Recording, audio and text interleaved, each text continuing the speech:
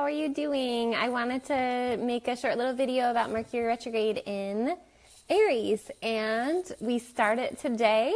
It will be moving. So it appears, this whole retrograde thing is very interesting in astrology.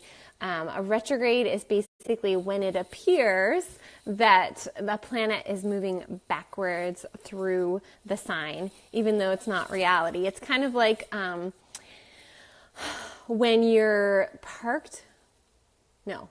When you're parked and there's a train moving next to you, or there is a car moving next to you and you think you're moving. Okay, wow. Why am I even trying to give an example? I'm going to edit this out when I post this. But okay, so Mercury retrograde is basically, it seems as though that Mercury is moving backwards through the sign. And so in astrology, we consider that to be the case. And communication, technology, how we process, how we think, has an opportunity to shift, and things have an opportunity to come to the surface for us to process them. So it is a big processing time. Because of that, technology can slow down a little bit. Malfunctions can happen. Communication malfunctions can happen where it causes you to really think about what you said, or think about something that came up as a conflict, to really look at a deeper meaning. So Mercury retrogrades have gotten a bad rap, and it's very pop culture in astrology. Like, if you pay attention to astrology, it's very popular belief that when we're in a Mercury retrograde cycle, we're all screwed, and that we should all just hide away in our homes and not come out. There's even like these different memes that have like someone in a whole blanket, like that's a Mercury retrograde blanket or whatever. And there are definitely Mercury retrogrades that you're going to feel more strongly than others. So it depends on where Aries is in your chart. So today starts the Mercury retrograde in Aries. Hi, Sydney. I'm trying to think of where Aries is in your chart. If you know, type it in the chat, because I want to know. So yeah, so you want to look at, we also consider in astrology like the first day that the Mercury retrograde happens, or a sign ingresses into a new sign. So we just had the sun moving into Aries, and typically you'll feel that more strongly at the beginning of that cycle. And with the Mercury retrograde, it's typically in the beginning. Oh yeah. Sixth house, Sydney says her Aries is in the sixth house. So definitely some integration and processing. And Mercury is Mercury rules Virgo, and Virgo is the sixth house. So as you know, like, this is definitely a good time for you to do some processing around where you're maybe overexpending some of your energy, or your nervous system needs some rest and recuperation.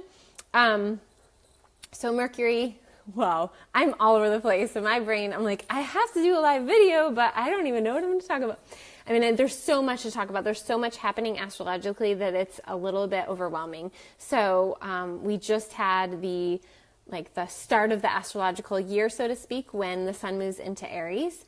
Mercury is conjunct, which means it's within 10 degrees of within 10 degrees of Mercury, which is causing a lot of this process work to also be about relationships, give and take, receiving, desires for a relationship, desires within wanting to be taken care of more, or wanting to have your needs met more, and not being able to communicate them as well. And then there's also this, I'm going to close this because the heat just turned on.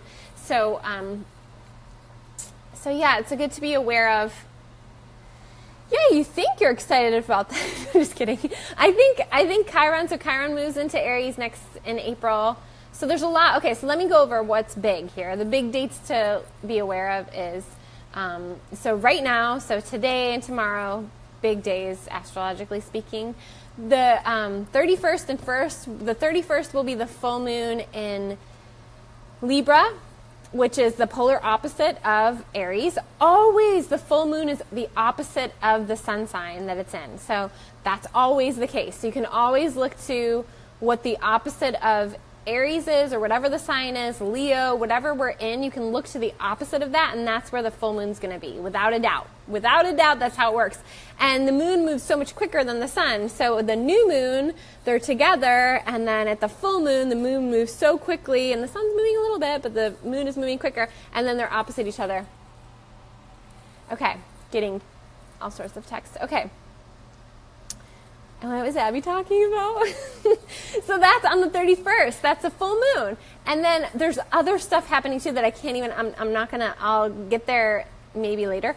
But the April 1st is the midway point of Mercury going through its retrograde, and it's conjunct the sun. So whenever the Mercury is conjunct, which means within 10 degrees, and, for April 1st, it's right there, that means that Mercury is halfway through its retrograde cycle. So what that means is it's an important date to just be aware and to look to what house that is in for you. So what house Aries is in, what house Libra is in.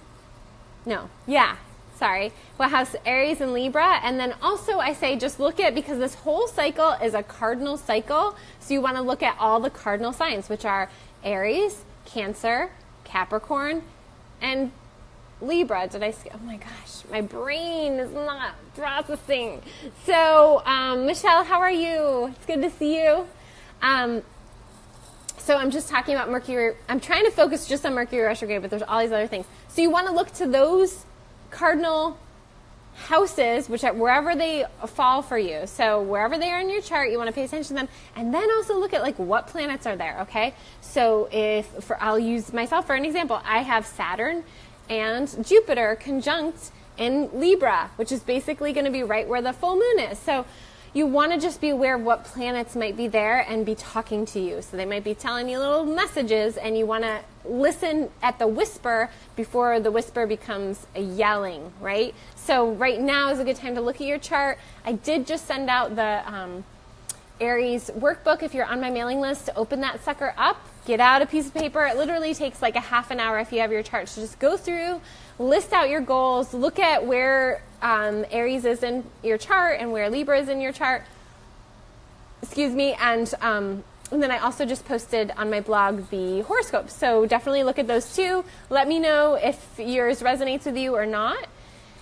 Okay, back to Mercury retrograde. So Mercury retrograde will end on April 15th. That's why I talked about doing your taxes early. So Mercury retrograde ends April 15th. The full moon is on April 16th. No, the new moon. So sorry. So the full moon is on, March 31st. The new moon is on April 16th in Aries. So all of that process work that Mercury just did with Venus and everything happening, yes, good to listen to the whispers. All of that process work that's going on will then be where we can set intention for the Aries new moon, which is, there's so many different ways of looking at it. And I know I'm always saying, this is the new year. This is the Chinese new year. This is the most important time to set intention. But this Aries new moon is huge for setting intention around your warrior spirit. So that won't be, I'll have more on that. That's not till April 15th. But I just want to plant the seeds of just being aware of where Aries is in your chart and just doing a little bit of preparation. And really, when Mercury is retrograde, this is the opportunity for things that have been at the subconscious to come to the conscious of our mind. And it's interesting because we're just leaving a Pisces cycle, where there's a lot of muck that is needing to be sorted out. So it's a perfect time to have this retrograde. And so think of the retrograde as a positive time. Think of it as it's going to help you get more clarity and move more things forward. And it will become that. So whatever we're putting out there, right, about it is going to be helpful to change our focus and change our awareness to look for the blessings instead of looking for the curses of Mercury retrograde. And then on April 17th, so we have the 15th new moon, 15th Mercury going direct, 16th new moon, and the April 17th is when Chiron moves into Aries, as Sydney mentioned earlier. And this is a huge time because in these last 2 degrees, this last degree of Chiron in Pisces, you want to look at where the last few degrees of Pisces is in your chart, and then also where the first 2 degrees are.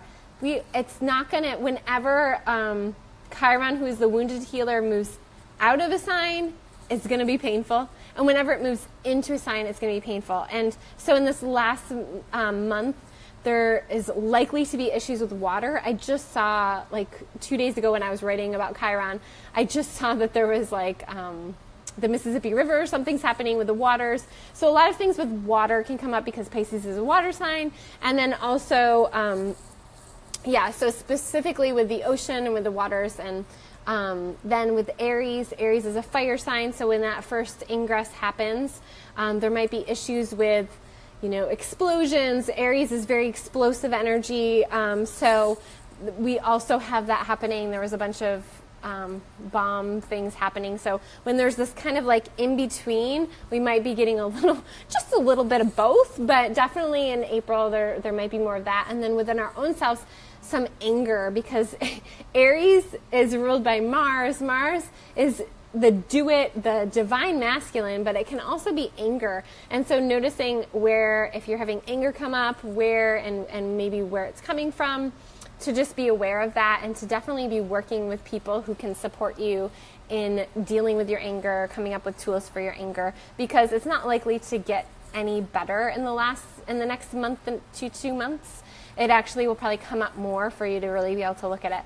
And the Aries is the divine masculine energy, and so with Chiron, the wounded healer, we're going to notice the wounds, so there might be more violence, men committing violent acts. Is that nothing new? Oh, wait a minute. But there's also going to be the healing of that. And so it's not, divine masculine is not just men. We all have the divine masculine within us. So there's a healing to that, and then there's the wound around that. And what is the wound around that? It's around creation. It's around moving forward. It's around feeling like you have to do it alone. Providing. It's like a provider issue. So all of those things might be coming up at the end of this month, beginning of next month, and then into May. There's a lot of positive things happening too, like Saturn going retrograde. When Saturn, the restrictive, hard teacher, goes retrograde, it's like the teacher's going on vacation. There's a substitute. And so it will ease us a little bit in that way. So I wanted to just focus on this video on Mercury retrograde, but I did not do that at all. So let me get back to Mercury retrograde. So let's look at Mercury retrograde through the houses, and then I'm going to have to jet. So Mercury retrograde through the houses, if you have Aries in the first house or on your rising, one of the two, and you have Mercury retrograding through this house, this is processing and new ideas about your identity and how you are viewed, versus how you really think or feel, and being able to express yourself. So there could be some things coming up for you to process around that. If this is in your second house, and Mercury retrograde is in Aries retrograding your second house, this is around your finances, your security, your boundaries.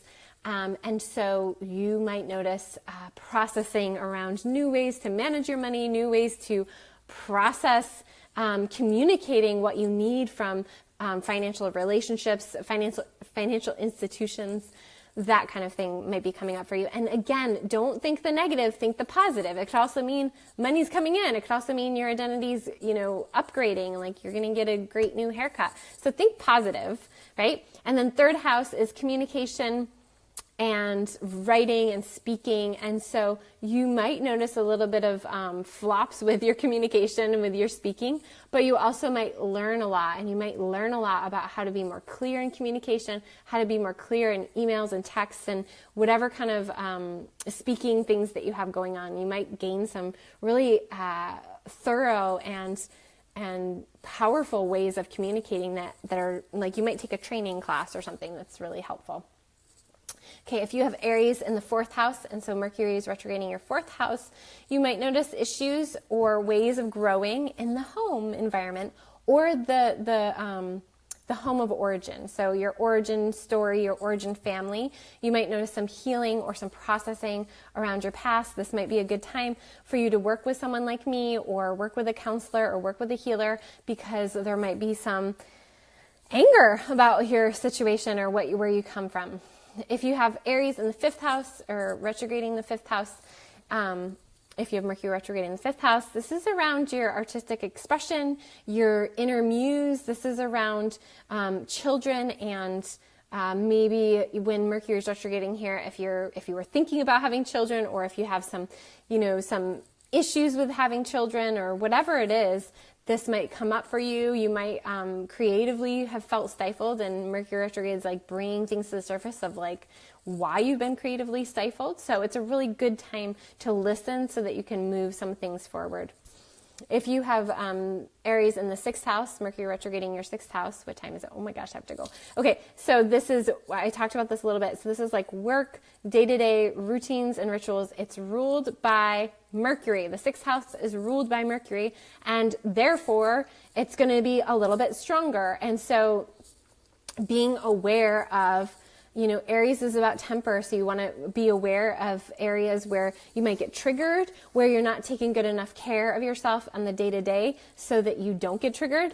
You might just have processing and new ways of creating ritual and rhythm that are going to feed you more than stifle you or deplete you. If you have a 7th house, Aries in the 7th house, this is about relationships. This is about process work and learning how to work in partnership, signing contracts, anything that's a contractual agreement with another person, you are now in partnership with them, and this is 7th house. So even though we don't recommend signing things during this time, you might have to anyway, and that's okay. But you might notice just within that partnership communication or just learning about how to do partnership better might come up during this time. 8th house. 8th house is the house of Scorpio. It's death, rebirth, taxes. Yes, this is where this retrograde is mostly happening for me. Yeah. Oh, damn it. Why did I think it was in my... Oh, this isn't my chart. I hate when I do that. I'm like, wait, this doesn't look like my chart. Wait, never mind. This isn't the house. Mine is my 9th to 8th. But okay, back to you guys. This is not about me. Okay, so 8th house, sex, death, taxes, blah, blah, blah, blah, blah. Other people's money, okay? And so with Aries, Mercury and Aries, it just might be slowing you down a little bit, processing, working things out around other people's money. Maybe you borrowed money from other people. Maybe you have loans or whatever, and it's time to just do some process and healing around that. Also, Mercury is learning and getting new information. So you might gain some access to information that you didn't know, like let's say about your grandfather's death or your grandfather's life. So it can be just like other people in transformation around family stories, but also like other people's resources and different things that come to the surface that you didn't know about. Okay, 9th house is house of, it's Sagittarius, so it's a fire house, so it's double whammy. You want to be careful of your communication being a little too fiery, and same with the 5th house. But okay, so this is learning new things, this is teaching new things, so you might be asked to step into that role a little bit more. However, you want to make sure that you do it slowly and you process things out and you plan things really well.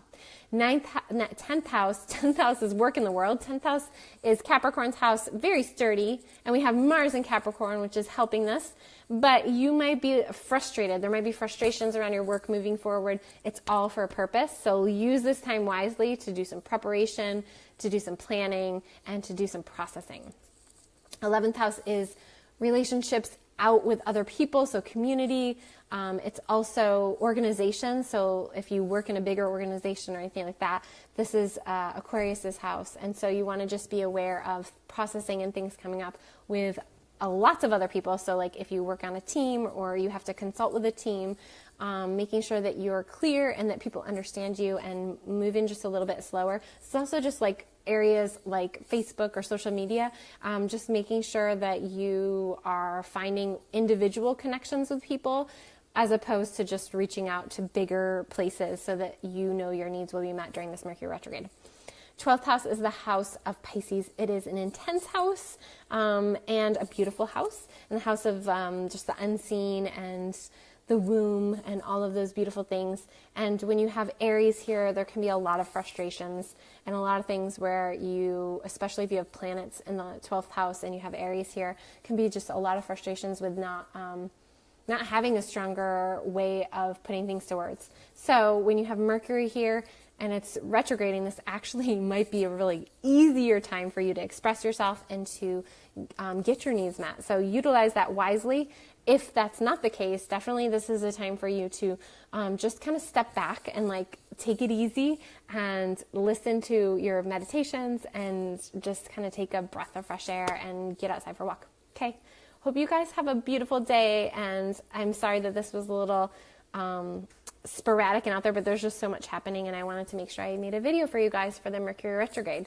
So have a great day, and if you want to work with me, please, I'll link to my website below, and you can set up a free call, and I also have horoscopes up on the blog, which I mentioned, but check those out. Okay, bye.